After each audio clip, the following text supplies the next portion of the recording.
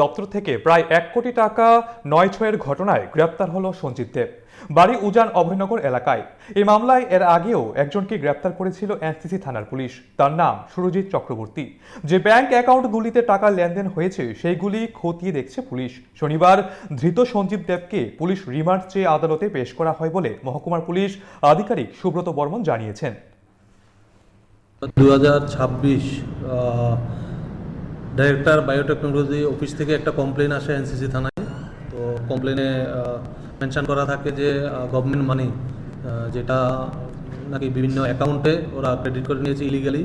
তো সেই হিসাবে ওসি এনসিসিপিএস একটা কেস লিপিবদ্ধ করে এবং যে প্রিন্সিপাল এপি অ্যারেস্ট হয়। পরবর্তী সময় এটাতে পিসি অ্যাক্ট লাগানোর সুবাদে আমাকে কেসটা হ্যান্ড ওভার করা হয়। তো সেই সুবাদে ইনভেস্টিগেশনে প্রিন্সিপাল এপিকে রিমান্ডে এনে জিজ্ঞাসাবাদ করে জানতে পারি যে সে 2025 জানুয়ারি থেকে টিল মে 2026 পর্যন্ত বিভিন্ন সময়ে সে মোটামুটি 1,06,78,000 রুপিস সে মিসঅ্যাপ্রোপ্রিয়েট করেছে, যেটা ডাইরেক্টর বায়োটেকনোলজি গভর্নমেন্ট অ্যাকাউন্ট থেকে।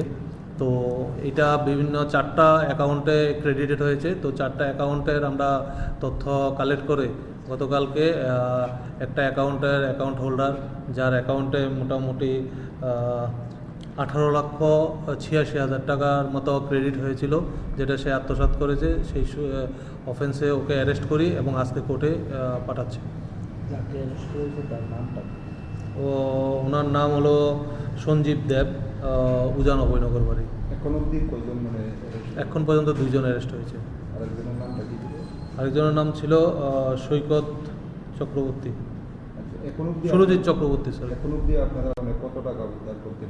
না, এখনো পর্যন্ত কোনো টাকা আমরা রিকভারি করতে পারিনি। তো যে অ্যাকাউন্টগুলোতে ক্রেডিট হয়েছিল সবগুলোকে ফ্রিজ করা হয়েছে।